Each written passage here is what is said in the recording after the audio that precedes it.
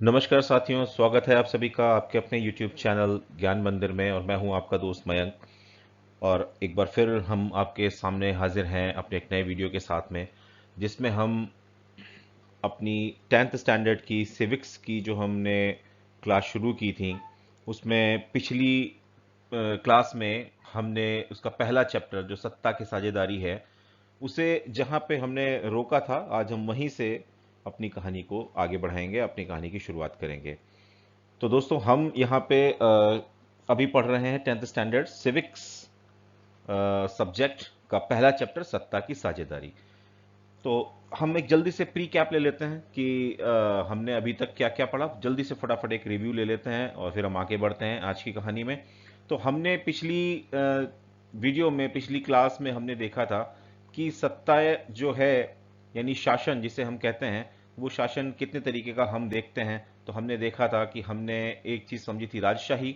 हमने राजशाही के बारे में समझा था कि राजशाही क्या होती है, कैसे काम करती है, उसके क्या फीचर्स होते हैं। फिर हमने एक फॉर्म देखा था, तानाशाही, और हमने देखा था कि वो क्या होती है, कैसे काम करती है, उसके क्या फीचर्स होते हैं। और फिर एक तीसरा हमने देखा था जिसको हम बोलते हैं लोकतंत्र।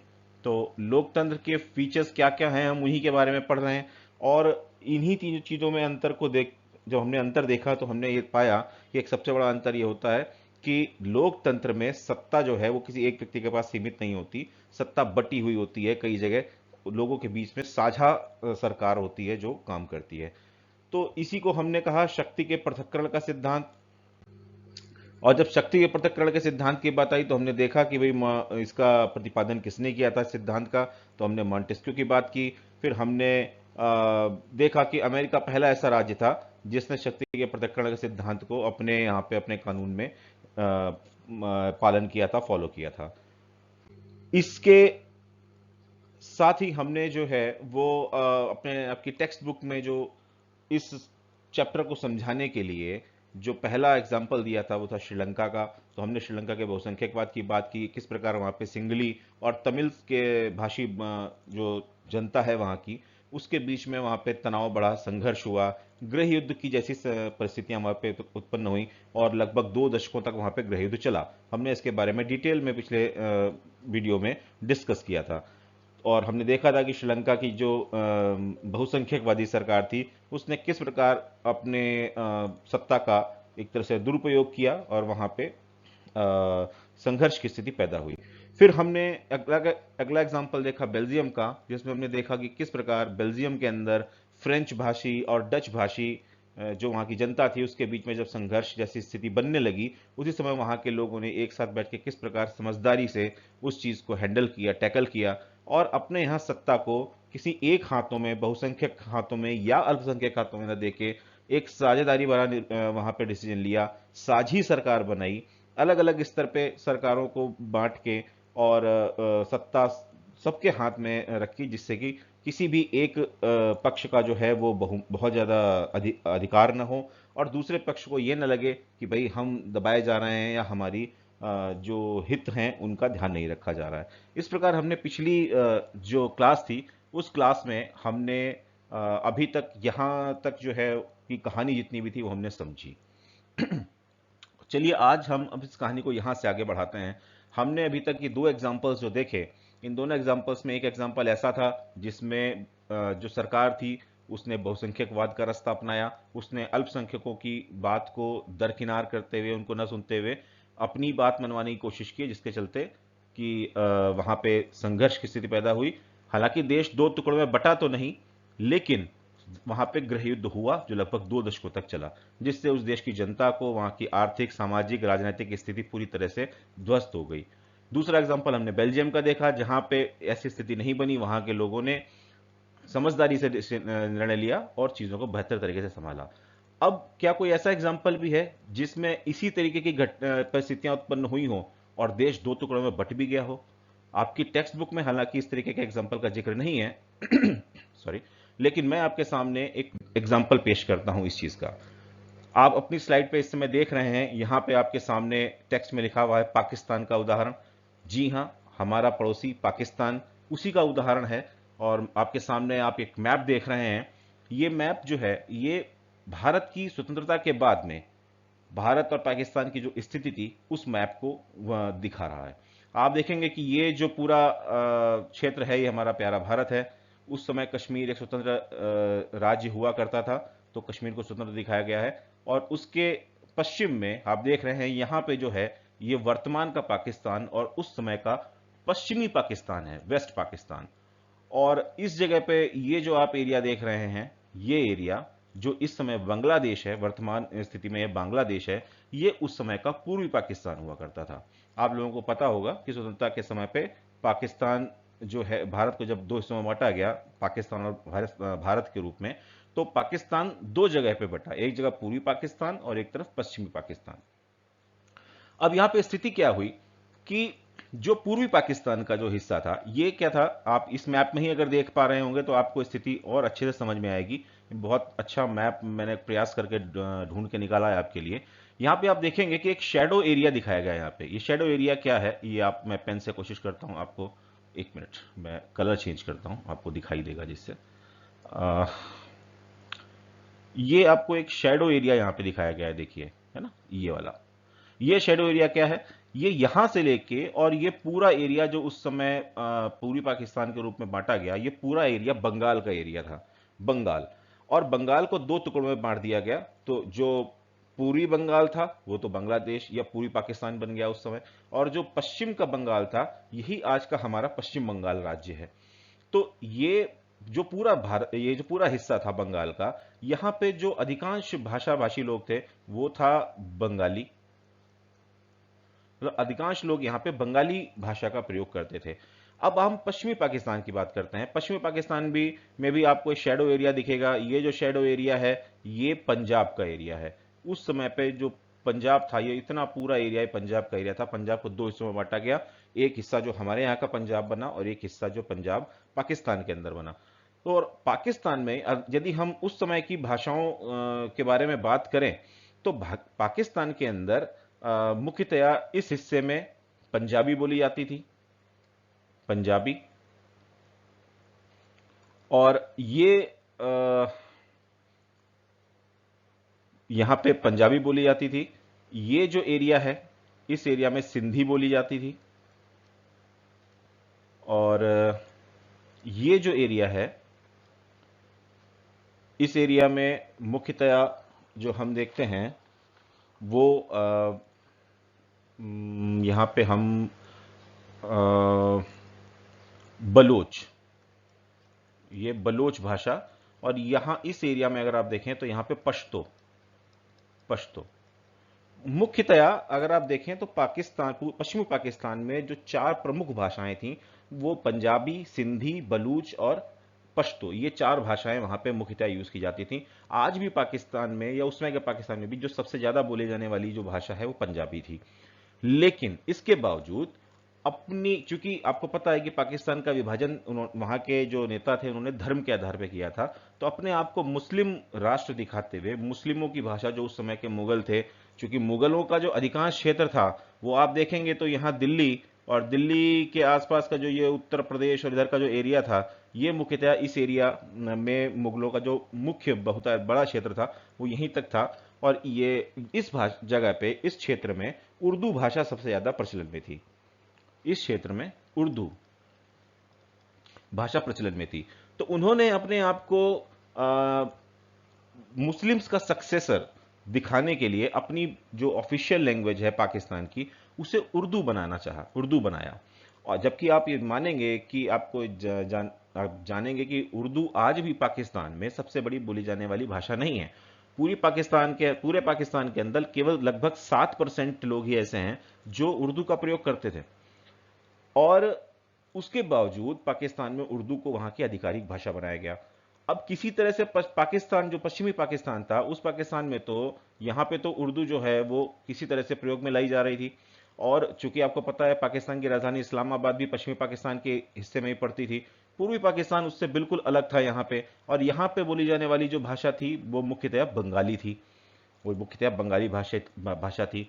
और इस तरह से पश्चिमी पाकिस्तान में जो पाकिस्तान के जो लीडर्स थे जो वहां बैठे हुए थे, उन्होंने पश्चिमी पाकिस्तान के लोगों पर भी ये दबाव डालना शुरू किया कि वो भी उर्दू भाषा को अपनाएं, उर्दू को अपनी राजकीय भाषा, राजभाषा बनाएं। लेकिन बस पूर्वी पाकिस्तान के अंदर इस चीज को लेके असंतोष की स्थिति फैली।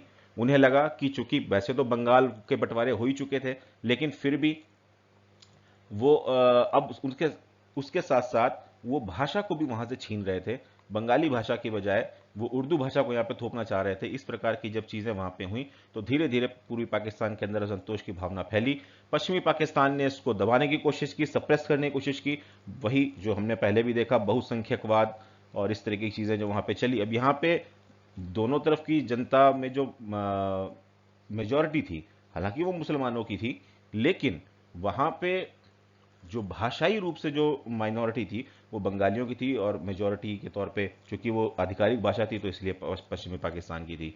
इस तरह से वहां पे स्थितियां बिगड़ी और बिगड़ते बिगड़ते इस स्थिति तक पहुंची कि 1971 में आखिरकार जो है वो भारत ने पाकिस्तान के विरुद्ध युद्ध छेड़ दिया, और अंततोगत्वा जो है वो पाकिस्तान की हार हुई और पाकिस्तान दो हिस्सों में बट गया। और पूर्वी जो पश्चिमी पाकिस्तान था वो पाकिस्तान रह गया, जो पश्चिमी पाकिस्तान था ये पाकिस्तान रह गया, और जो पूर्वी पाकिस्तान था वो बांग्लादेश बन गया।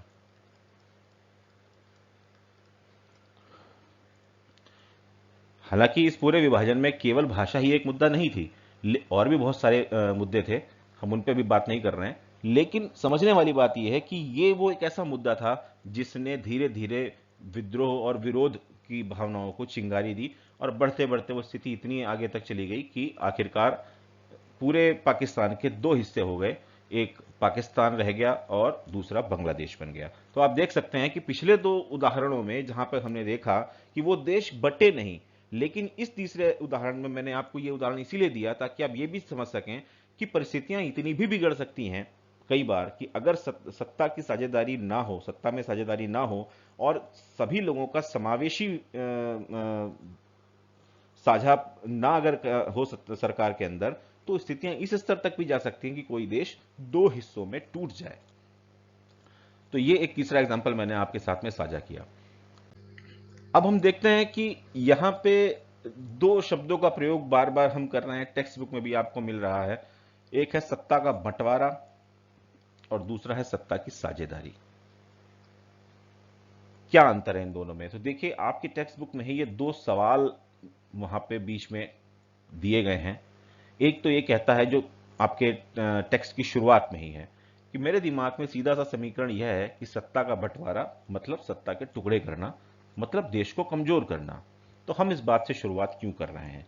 तो इनका मतलब यह है कि कोई चीज है, सरकार है, सत्ता है, तो अगर हम सत्ता को बांटते हैं दो लोगों में, तीन लोगों में या चार लोगों में बांटते हैं, तो हम इसको कमजोर कर रहे हैं कि अब एक व्यक्ति जो है वो शासन की बागडोर किसी एक व्यक्ति के हाथ में नहीं है, वो चार हाथों में है। जब चार हाथों में है तो चार लोग अब जिन जिनके हिस्से में जो जो चीजें आई हैं वो उससे संबंधित फैसले लेंगे, और इस तरह से जो है वो निर्णय कमजोर होंगे।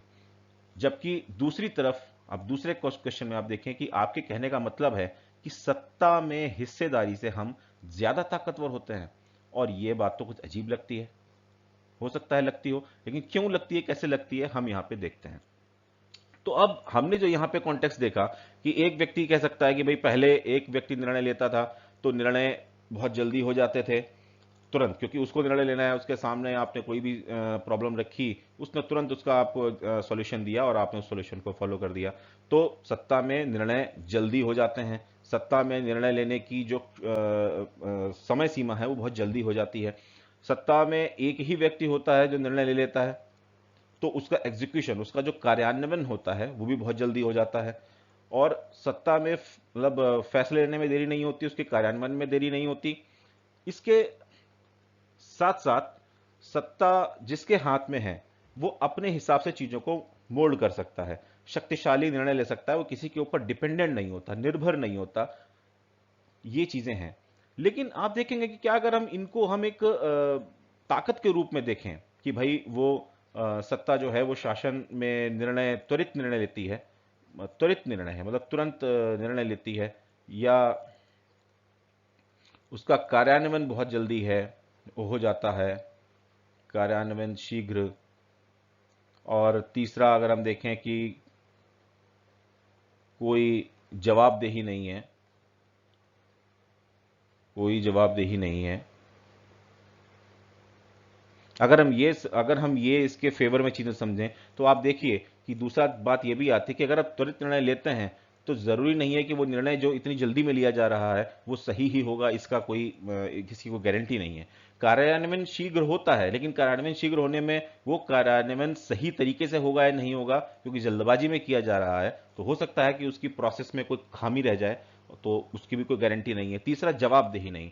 तो जवाबदेही अगर नहीं है तो फिर तो निरंकुशता है, अगर जवाबदेही नहीं है तो फिर तो निरंकुशता है। तो इस प्रकार से आप देखेंगे कि अगर हम सत्ता को केंद्रीकृत करके रखते हैं तो किस तरह से चीजें यहां पर जो है, जो जो रीजंस इसके फेवर में दिए जाते हैं वही इसके अपोजिट में चले जाते हैं कि भाई सत्ता अगर एक ही व्यक्ति के हाथों में है तो उसके निर्णय सही ही होंगे, ऐसा जरूरी नहीं है। अगर वो बायस है, अगर वो पक्षपाती है तो उसके निर्णय भी पक्षपाती होंगे, या उसकी सोच जिस डायरेक्शन में जा रही है वो उसी डायरेक्शन में फैसले लेगा, और वो डायरेक्शन अगर सही हुआ तो सही और अगर गलत हुआ तो गलत।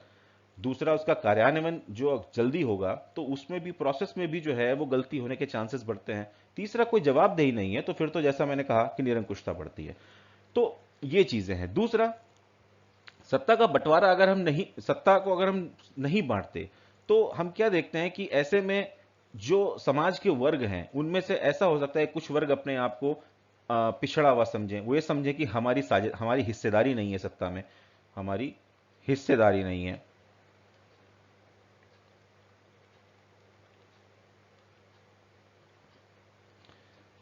हमारी हिस्सेदारी नहीं है। वो ये भी समझ सकते हैं कि हमारे हितों की और बात कौन करेगा, हितों की बात कौन करेगा, अगर उनकी साझेदारी नहीं है तो उनके हितों की बात कौन करेगा। ठीक है।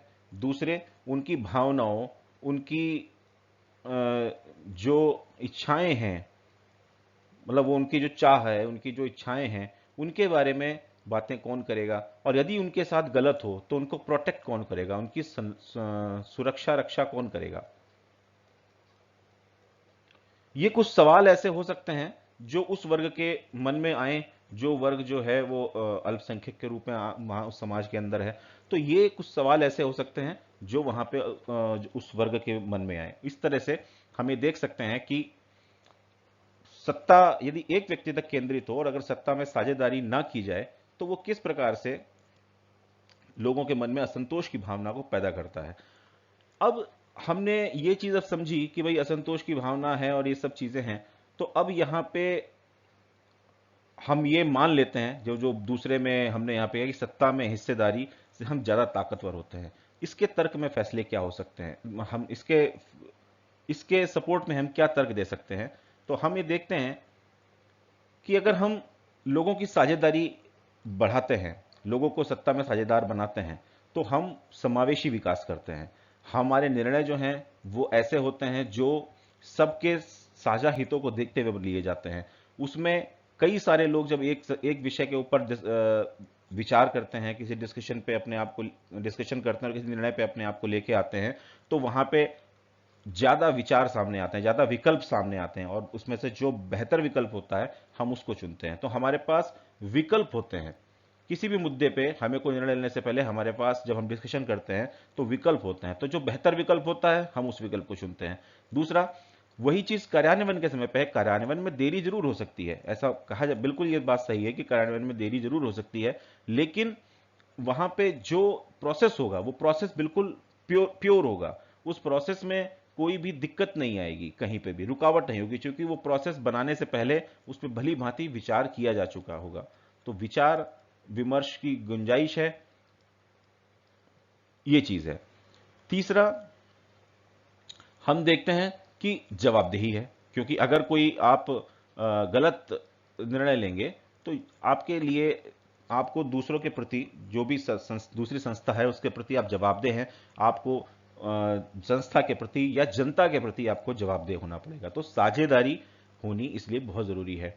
और जब हम साझेदारी कर लेते हैं तो फिर उससे क्या होता है कि जो भी जितने भी वर्ग हैं समाज के अंदर, उनको भी ये लगता है कि अब हमारी भी हिस्सेदारी है, हमारे हितों की बात करने के लिए भी वहाँ पे लोग मौजूद हैं, हमारी भावनाओं, हमारी इच्छाओं के अनुसार चीज़ों को करने के लिए भी वहाँ पे लोग हैं जो हमारी सुरक्षा रक्षा करेंगे।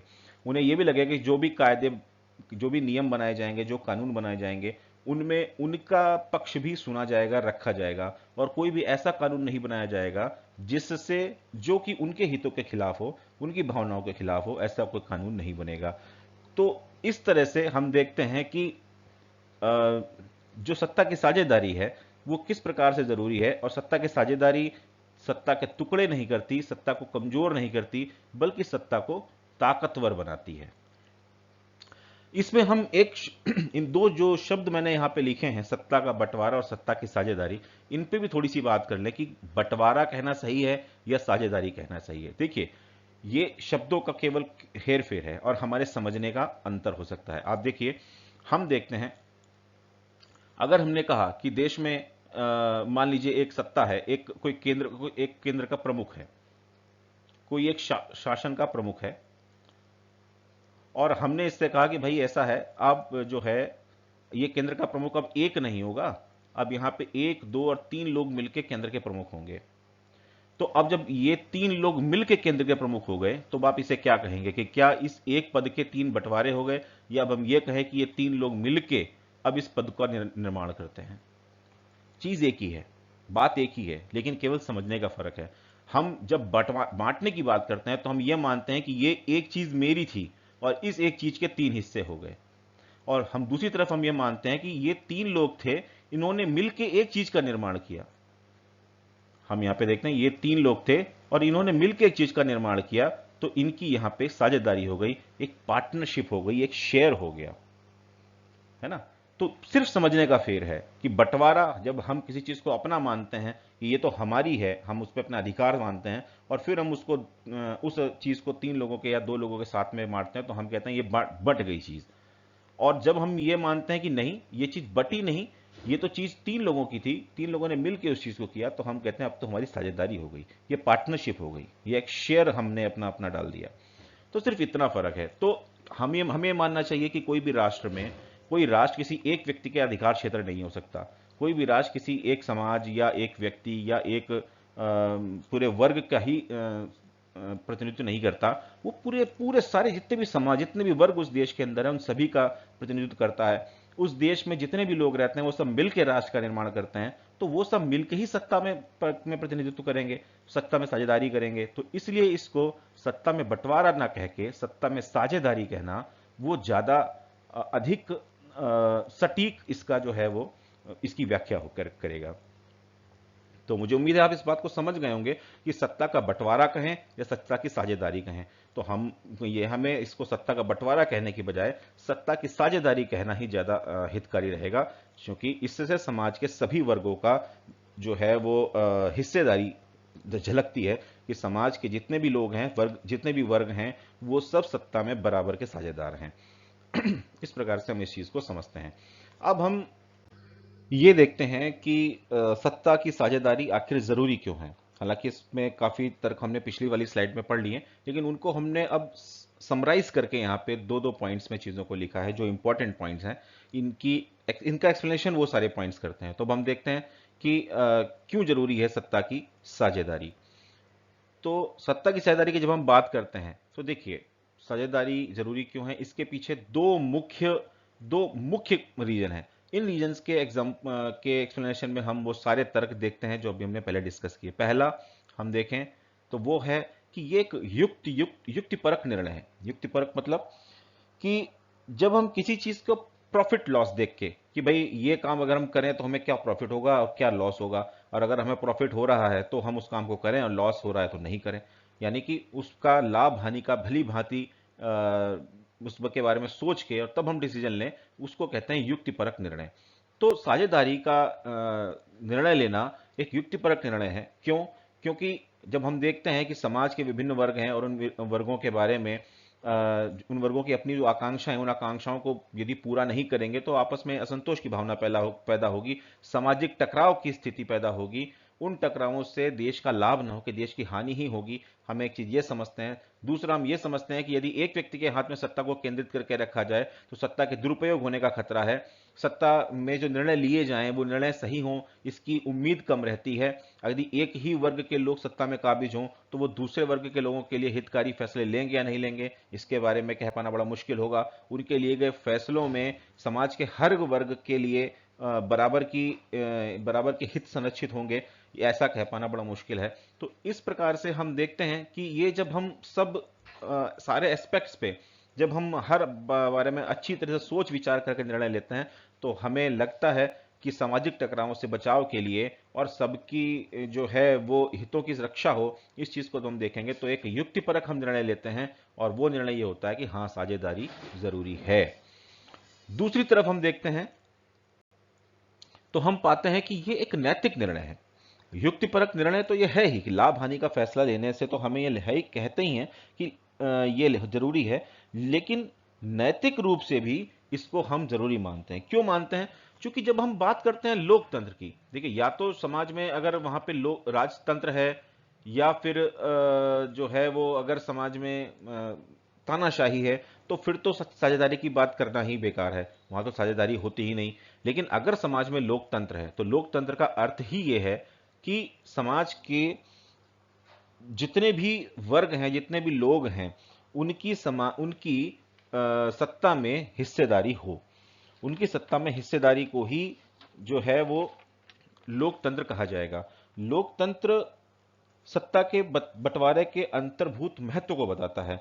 आप देख सकते हैं कि सत्ता की साझेदारी जो है वो लोकतंत्र की आत्मा है। क्योंकि हम देखते हैं कि लोकतंत्र में क्या है, लोगों का शासन लोगों के द्वारा, लोगों का शासन लोगों के द्वारा। तो लोग कौन है? वो लोग कुछ वर्ग विशेष तो नहीं हो सकते, वो लोग तो उस समाज के जितने भी लोग हैं, उस पूरे राष्ट्र के अंदर जितने भी लोग रहते हैं, वो सब उस लोग की परिभाषा के अंदर आते हैं।